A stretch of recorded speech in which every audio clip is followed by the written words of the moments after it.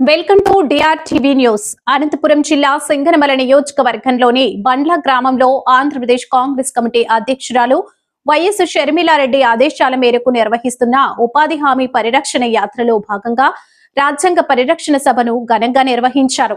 ఈ సభలో ముఖ్య అతిథులు ఆంధ్రప్రదేశ్ కాంగ్రెస్ కమిటీ అధ్యక్షురాలు వైఎస్ షర్మిలారెడ్డితో పాటు APCC working president Mastan Vali, APCC vice president Kota Satyam, APCC minority chairman Dada Gandhi, జిల్లా డీసీసీ అధ్యక్షుడు Madhusudan Reddy, DCC vice president M Feroz Ali Khan పాల్గొన్నారు. జిల్లా మైనార్టీ చైర్మన్ షర్మాష్ వలీ, రాష్ట్ర అధికార ప్రధాన మైనార్టీ సెల్ ప్రతినిధి మౌలానా నవాజ్, కాంగ్రెస్ పార్టీ నూతన నాయకుడు Fazulla Saheb, APCC SC cell అధ్యక్షుడు సాకే శంకర్, ఓబీసీ చైర్మన్ రామ్ చరణ్ యాదవ్, రాయదుర్గం నియోజకవర్గం ఇన్ఛార్జ్ ప్రతాప్ రెడ్డి, కాంగ్రెస్ పార్టీ మాజీ రాష్ట్ర కార్యదర్శి గజులా వాసు, రాష్ట్ర గిరిజన అధ్యక్షుడు ఎర్రన్న తదితరులు ఈ సభలో పాల్గొన్నారు.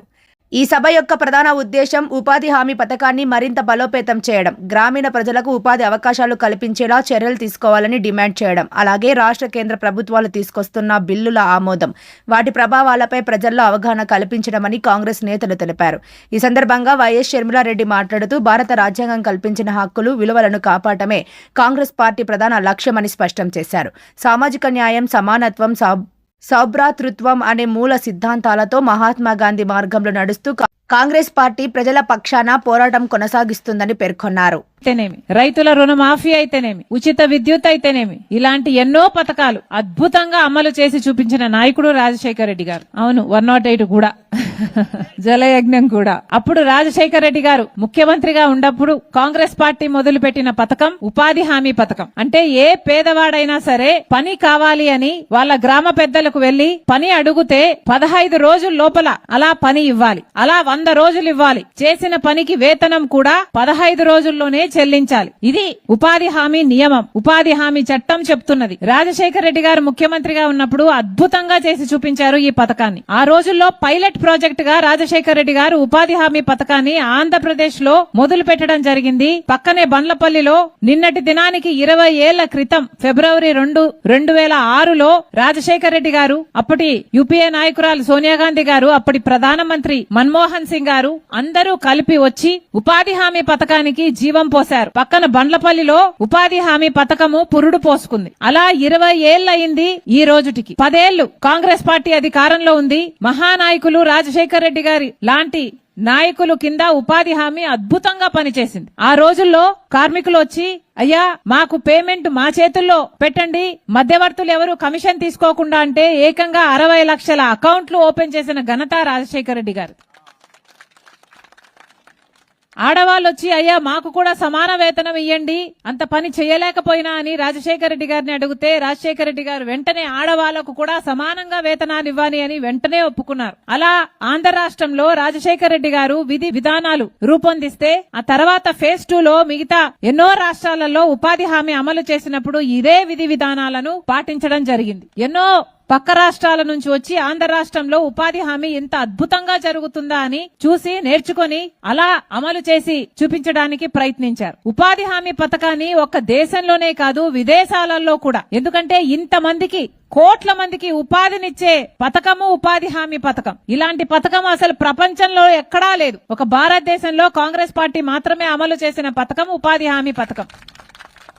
దేశ విదేశాల నుంచి ఎంతో మంది యూనివర్సిటీల నుంచి వచ్చి రీసెర్చ్లు చేసి మరీ పేపర్లు రాశారు ఈ ఉపాధి హామీ పథకం మీద. అంత అద్భుతంగా జరిగింది ఉపాధి హామీ. కానీ ఈ రోజు ఉపాధి హామీ పరిస్థితి ఎలా ఉందో ఇక్కడ మీ అందరూ చెప్తుంటే విన్నాం. ఉపాధి హామీ పథకంలో ఇప్పుడు ఉన్న ఈ పరిస్థితులు, కనీసం చేసిన పనికి కూడా డబ్బులిచ్చే పరిస్థితి లేదు. కనీసం చేసిన పనికి కూడా నెల రోజులైనా 2 నెలలైనా వేతనాలు రావటం లేదు. అంటే ఉపాధి హామీ పథకము ఎంత దిగజారిపోయిందో నేను వేరే మీకు చెప్పాల్సిన పని లేదు, మీ అందరూ చూస్తున్నారు. రాజశేఖర రెడ్డి గారు కాంగ్రెస్ పార్టీ అధికారంలో ఉన్నప్పుడు ఆటో ఛార్జీలు, మజ్జిగ కూడా ఇచ్చి ఎంతో అద్భుతంగా ఈ ఉపాధి హామీని అమలు చేస్తే ఇప్పుడు కనీసం పట్టించుకునేవాడు లేడు అని మీరే వాపోయారు. ఇంతటి ఉపాధి హామీ పథకాన్ని, అంత మహత్తరమైన కార్యక్రమాన్ని బీజేపీ పార్టీ నాశనం చేయాలని చూస్తుంది ఈ రోజు. ఎందుకంటే ఉపాధి హామీ వల్ల ఖర్చే తప్ప లాభం లేదు ప్రభుత్వానికి. ఉపాధి హామీ అంటే పేద ప్రజలకు ఇచ్చే వేతనాలు ఒక ఖర్చు తప్ప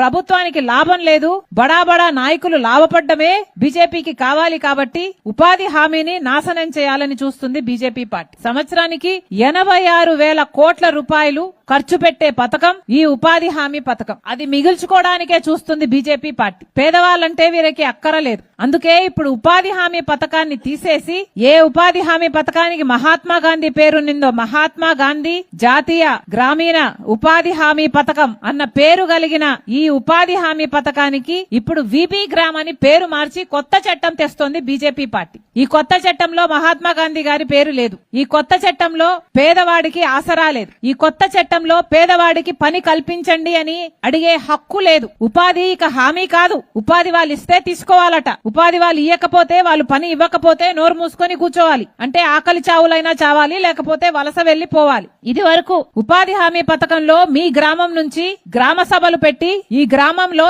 ఏం పనులు జరగాలి, రోడ్లు వేయాలా, పుడికలు తీయాలా, చేన్లో పని చేసుకోవాలా, లేక ఏ పని ముఖ్యము అనేది గ్రామస్తులే నిర్ణయించేవారు. దానికి ఉపాధి హామీ నిధులని వాడి కార్మికుల చేత పని చేపించి దానికి వేతనాలు ఇచ్చేవాళ్ళు. కానీ ఇప్పుడు వచ్చే బీజేపీ కొత్త చట్టం విబి గ్రామ్ లో ఇవి ఏవీ ఉండవు. గ్రామస్తులు నిర్ణయించరు, గ్రామ సభలు నిర్ణయించవు, గ్రామ పంచాయతీలు నిర్ణయించవు. ఎక్కడో కేంద్రంలో నిర్ణయిస్తారట, ఒక నోటిఫికేషన్ ఇస్తారట ఏ ప్రాంతంలో పని జరగాలి అని, ఏ జిల్లాలో పని జరగాలి, ఏ గ్రామంలో పని జరగాలి. అంటే కొన్ని గ్రామాలు లేసిపోతాయి, కొన్ని జిల్లాలు లేసిపోతాయి. ఇలా ఎక్కడ ఏ పని ఇస్తారో, అసలు పని ఇస్తారో లేదో, ఇచ్చిన తర్వాత పని ఎన్ని రోజులు ఇస్తారో, మధ్యలోనే లేపేస్తారో దేనికి గ్యారంటీ లేదు. అంటే ఇక ఉపాధికి హామీ కాదు. పంచాయతీలు కేవలము వాళ్ళు చెప్పిన పనికి లేబర్ ను సప్లై చేసే యంత్రాంగంగా పంచాయతీలు మారిపోతాయి. అంటే బీజేపీ పార్టీ పక్కన ఒక రోడ్ వర్క్ జరుగుతుంది, ఒక నేషనల్ రోడ్ వేస్తున్నారు, లేకపోతే పక్కన ఒక ప్రాజెక్టు జరుగుతుంది, ఆ కాంట్రాక్టర్ కింద మీరందరూ లేబర్ గా వెళ్లి పని చేయండి అని బీజేపీ పార్టీ చెప్తే అప్పుడు గ్రామ పంచాయతీ లేబర్ సప్లై చేయడానికి మాత్రమే ఉపాధి హామీ కూలీలను వాడుకుంటుంది తప్ప ఉపాధికి హామీ ఉండదు. ఇది బీజేపీ చేస్తున్న ద్రోహం. అంతేకాదు ఇప్పటి నుండి మొత్తం డబ్బు కేంద్రం పెట్టుకోదట. 60% కేంద్రం పెట్టుకుంటుందట, 40% రాష్ట్రాలే పెట్టుకోవాలట. రాష్ట్రం పెట్టుకునే సత్తా ఉందా? మన ఆంధ్ర రాష్ట్రాన్ని తీసుకుందాం. మన రాష్ట్రము 40% ఖర్చు, ఉపాధి హామీ ఖర్చు భరించే సత్తా ఉందా? ఇది వరకైతే మొత్తం ఖర్చు కేంద్రానిదే. ఇది వరకు 500 కోట్లయితే సంవత్సరానికి ఉపాధి హామీ మన రాష్ట్రం ఖర్చు ఇప్పుడు 5,000 కోట్లు కాబోతుందన్నమాట. 5,000 కోట్లు ఖర్చు పెట్టుకునే స్థితిలో మన రాష్ట్రం ఉందా? ఇప్పటికే అప్పుల కుప్ప అయింది మన రాష్ట్రం. ముమ్మాటికి లేదు. అంటే మెల్లమెల్లగా రాష్ట్రం కూడా ఈ ఖర్చు తగ్గించుకోవడానికి ఉపాధి హామీ పనులను తగ్గించేస్తుందన్నమాట.